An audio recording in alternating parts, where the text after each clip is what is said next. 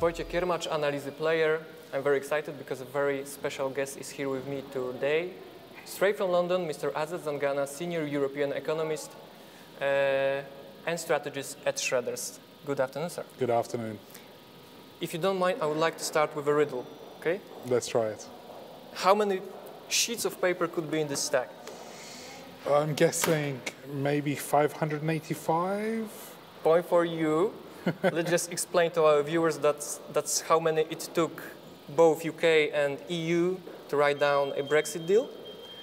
But before we talk what's in it, I would like to take a step back. It's been more than 2 years after the referendum, after June 2016. Could you briefly summarize what happened? Where are you in the process of Brexit? We are probably now at the end of the beginning, believe it or not. It feels like it's been such a long time, but actually a lot of that time was spent within the UK trying to figure out what the UK wants from its Brexit negotiation. And of course, through that period, it's been a very difficult time for the UK government and the UK more generally. So this has taken a long time, but we're now at a stage where we have a draft agreement in place. We've also just had details of what the future might look like as well. But of course, these things will be decided after Brexit actually happens. So what's in it?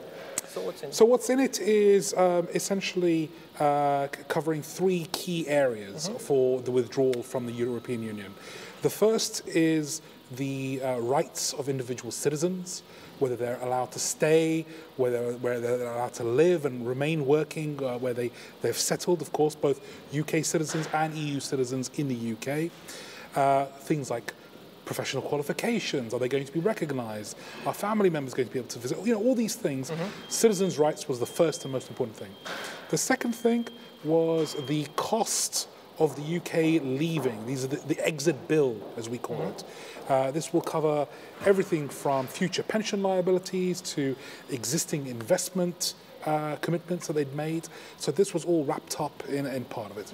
And then finally, what to do about Northern Ireland. Yeah, exactly. And I think this is the bit that actually the UK got quite stuck on. Why this is so important in this whole puzzle? Well, because from the history of the Irish region, the breakaway many years ago of the Republic of Ireland from Northern Ireland meant that essentially we have had what they call the Troubles.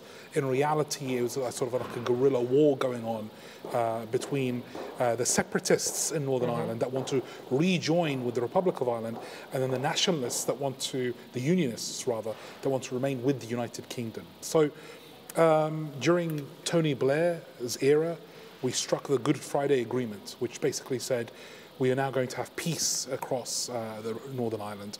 But in order to do that, we have to have open borders, free movement of access.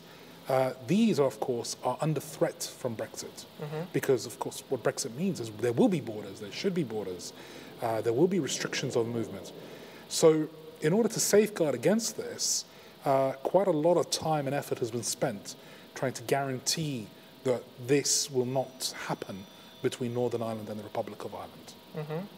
And what is the general mood of the British society towards Brexit? Is it still as divided as it was in June 2000? Absolutely. It's still very divided. I mean, today we now have an option on the table, these 585 pages. It's the first time we've had a plan of what Brexit might look like. And a lot of the people that supported Brexit feel that this is not really Brexit. They call it Brexit in name only. It doesn't feel like a full enough separation. And so they would like to walk away from the deal. They don't think it's worth paying 39 billion to have this form. But is there an alternative?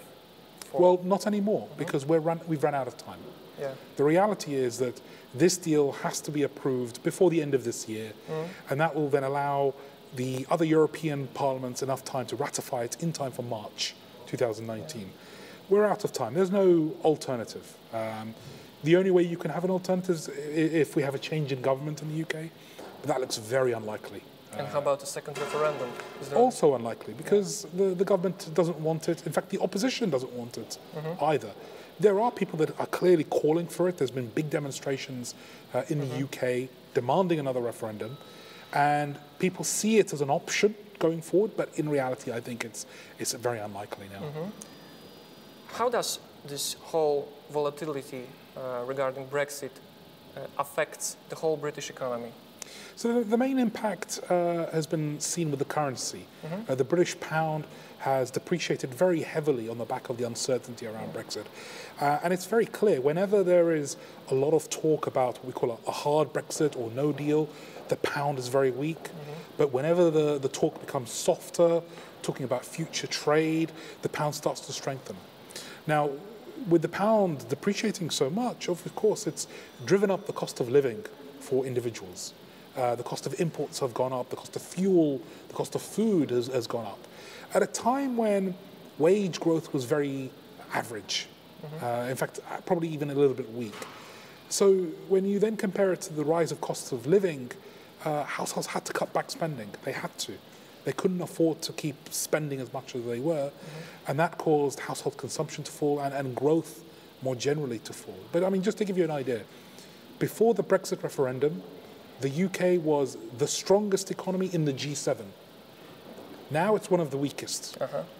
So, okay, the UK did not have a recession like some people predicted, but that's largely because Europe and the US have been brilliant since 2006. But it has gone from being one of the strongest to one of the weakest now. There was also very lots of speculations where does the City of London is going to move after Brexit, after the referendum. Do you actually see some kind of exodus of financial institutions to the mainland? There's definitely some movement happening. I wouldn't call it an exodus. That's quite an extreme situation.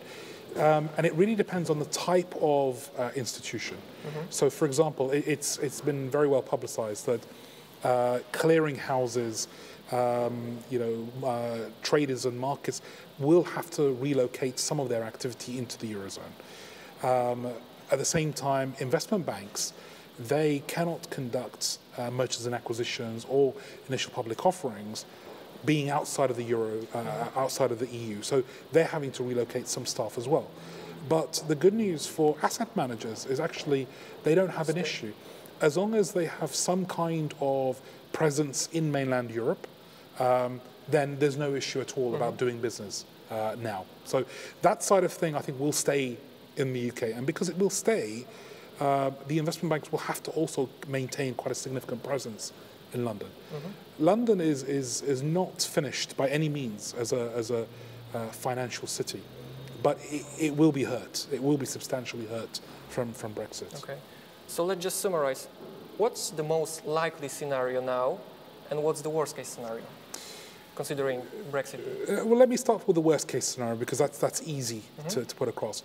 If this deal is not passed between London and Brussels, or if the deal is not passed in the UK Parliament, then the UK will leave without any deal at all on March the 29th, 2019. And that will be a disaster.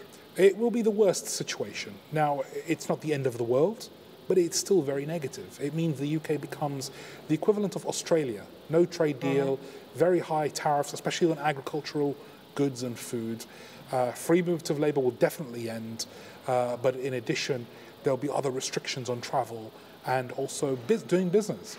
There is real concern, for example, that British aeroplanes will not be allowed to fly over Europe in the event of no deal. You know, this is a serious problem for a lot of people. And the most likely scenario? The most likely scenario is the deal will pass, but it will not be an easy ride. We're already seeing that the Spanish government are complaining about Gibraltar, the French government are complaining about the fisheries rules and so on. I think they will pass this in between London and Brussels. But the next stage will be the UK Parliament. And again, this is where there's difficulty, because within Theresa May, our Prime Minister, within her own government, she has strong opposition to the deal. So she will have to persuade other members from the other parties to support her to pass this through the House of Commons. And the time is running out. And time is running out. Thank you very much, sir. Azad Zangana, senior strategist and economist at Schroders. Thank you very much. Thank you.